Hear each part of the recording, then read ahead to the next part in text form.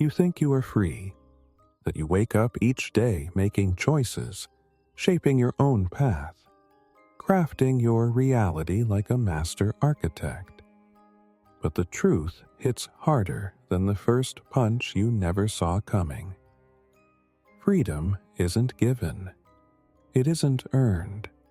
It's a myth whispered to you in glossy magazines, heroic movies, and self-help slogans that litter your feed. You are not free. You are a prisoner masquerading as a wanderer, shackled by invisible chains so familiar you call them comfort, security, or even love.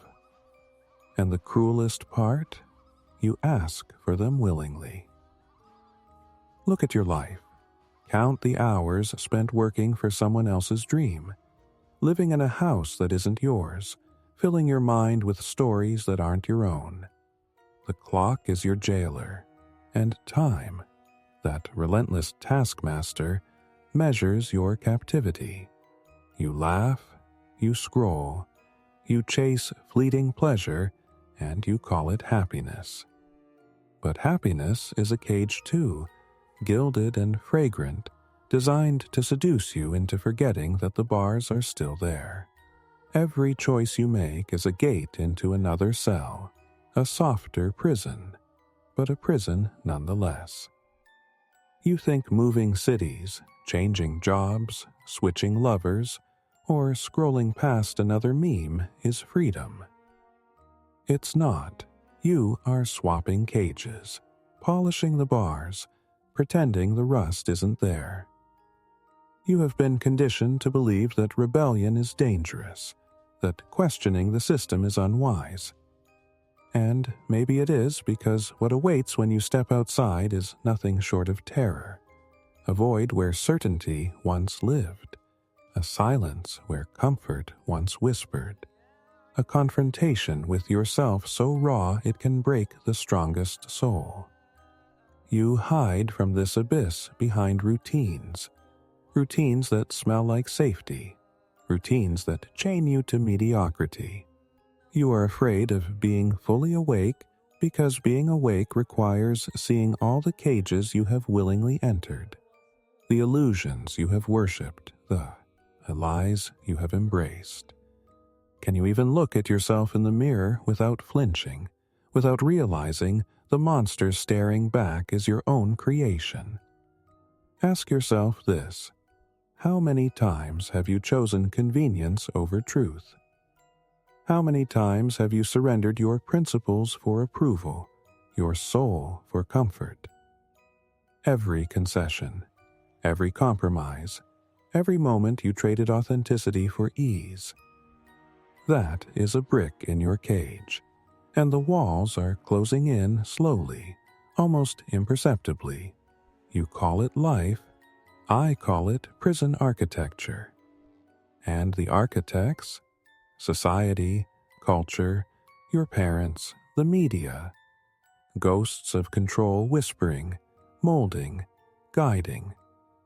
And you obey, because obedience feels safer than the truth. The truth is cold, naked, unflinching.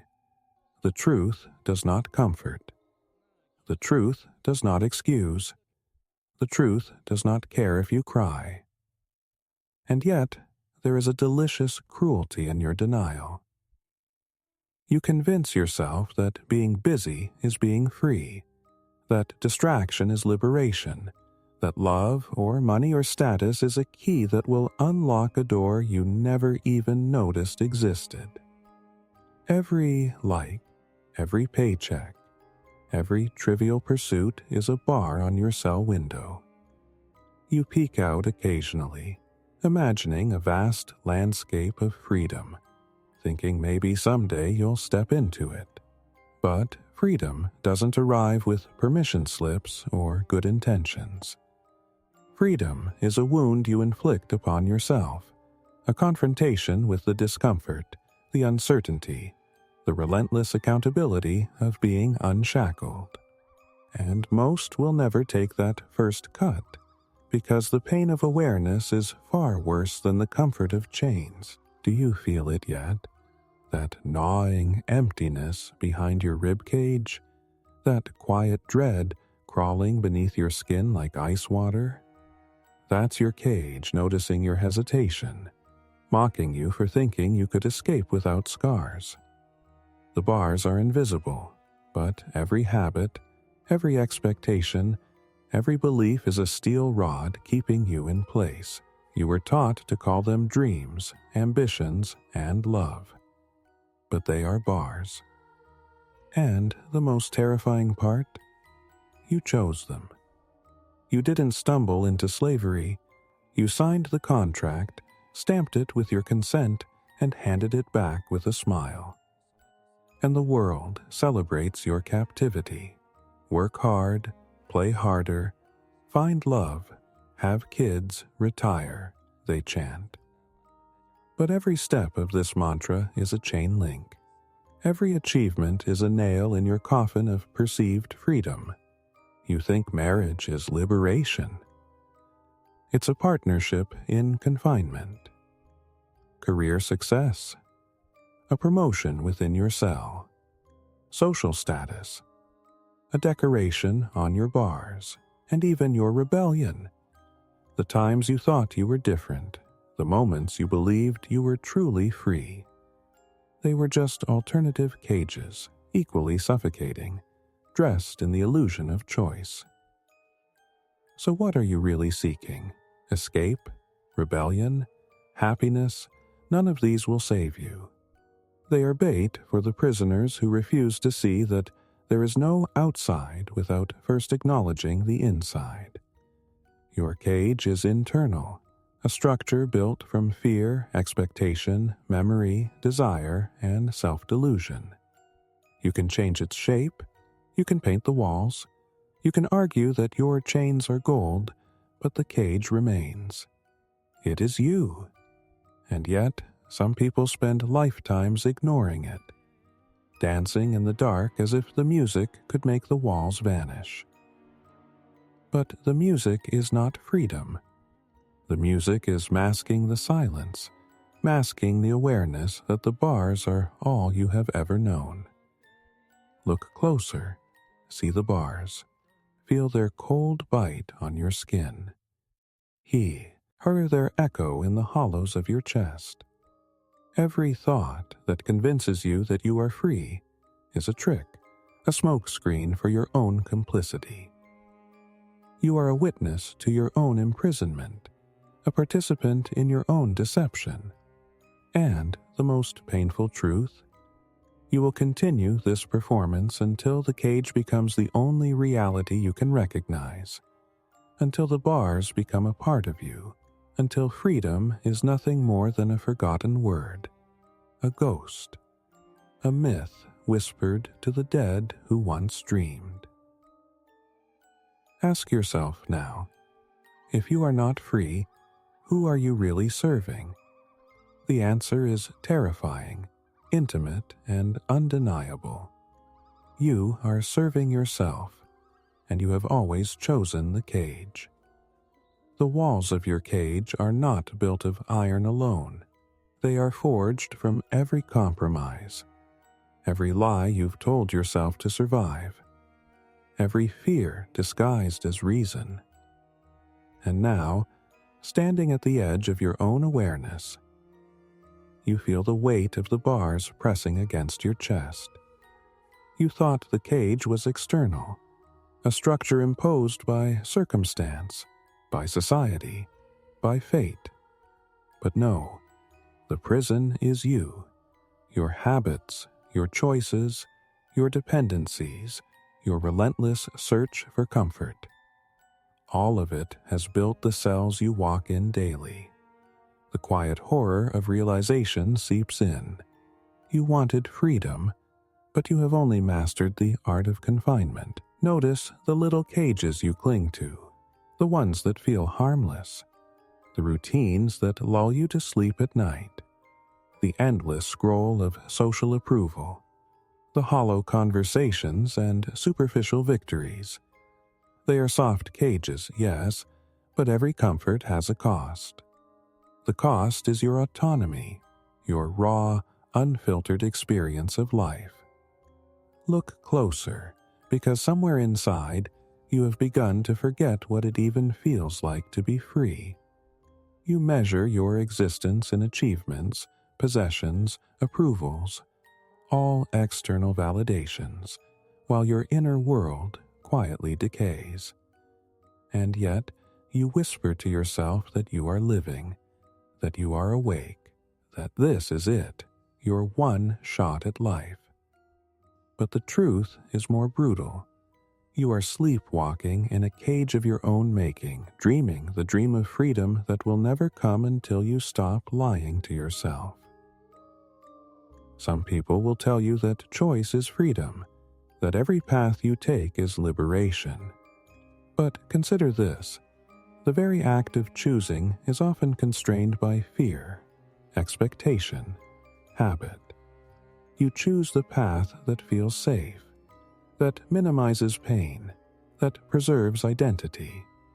You choose the cage that sings to your vanity, your comfort, your sense of self.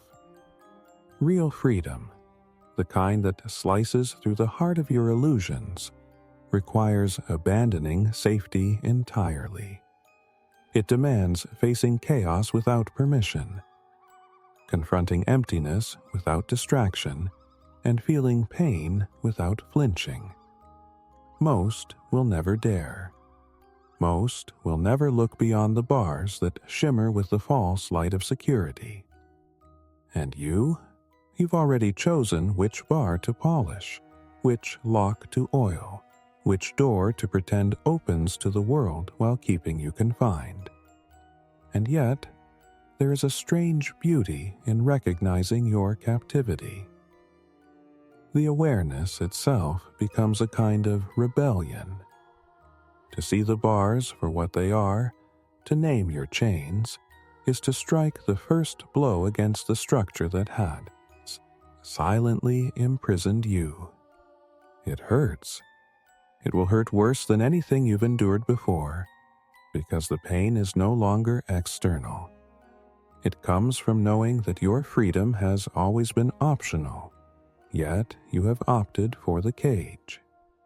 The horror of this realization can paralyze you, or it can ignite a fire so dark and pure that nothing in the world will convince you to return. But beware, even that fire can be co-opted by your own ego, transformed into another cage, another illusion of liberation. True awakening is unflinching, relentless, and merciless. Ask yourself now, what would you do if you could no longer pretend? If you could not escape reality with routine, distraction, or denial? What would remain when the illusions crumble and the masks fall? The answer is terrifying, because what remains is raw consciousness, stripped of all comfort. You would face yourself fully, every regret, every fear, every compromise. And in that confrontation there is no mercy, no solace, no excuses, only the truth. The truth that you are not free. The truth that you have always chosen a cage. The truth that freedom is not a place, a career, a lover, or a dream. It is the unflinching acceptance of your own responsibility, the courage to dismantle every bar, even if it means bleeding, breaking, and becoming unrecognizable. And still, the world will call you insane. It will mock your rejection of convenience, scorn your refusal to bow to expectation, and whisper that your rebellion is futile. They will not understand because they have never met the abyss within themselves. They have never looked at the bars they willingly embrace. They have never heard the silent scream of their own consciousness demanding escape. You are alone in this awareness. Alone with the fact that your choices, your desires, your comfort, have been both your chains and your jailer. You are alone, but paradoxically, It is in this solitude that the first breath of true freedom emerges, a terrifying, exhilarating, piercing breath that belongs only to those who dare to see clearly. The path ahead is not one of certainty or safety. It is chaos, raw and unfiltered. Every step is a decision to remain awake, a choice to confront every lie you have told yourself, a refusal to surrender to the seductive whispers of the cages around you. You will stumble. You will falter. You will question every step, every instinct, every belief. But this is the price, and there is no other, no shortcut, no compromise. Only the slow, painful, ecstatic realization that freedom is not given. It is earned through unrelenting confrontation with the self, with reality, with the horror and beauty of consciousness itself. Remember this: the cages are not walls you smash, nor locks you pick. They are illusions you must pierce, one truth at a time. The cages you have chosen are mirrors reflecting the parts of yourself you refuse to see, the compromises you are unwilling to name, the fears you are too proud to confront. Look at each bar. Feel its weight, acknowledge the role you played in forging it, and then, one by one, begin to release them. Begin to step beyond the narratives, the distractions, the illusions. Begin to live in the terrifying limn, parading awareness that your freedom has always been inside, waiting to be claimed, not promised, not sold, not given. And now you know. You are not free. You never were. But there is a path, however dark, however lonely, however merciless, that can lead you beyond. The bars are inside you, and only you can open the door. Only you can decide to leave the cage you built, leave the patterns, leave the compromises. The first step is seeing it. The next step is walking through it, and the courage it demands is something the world will never teach. The comfort you will never find in another soul, and the clarity you will never taste until you face your own self without flinching. You will choose again, but this time, choose carefully. Choose the path where the bars begin to disappear, where consciousness sharpens, where freedom, though painful, begins. The cage will always exist. It is part of life, part of choice, part of awareness. But you can walk differently within it, differently around it, and one day, perhaps, beyond it. You have the key. You just need the courage to turn it.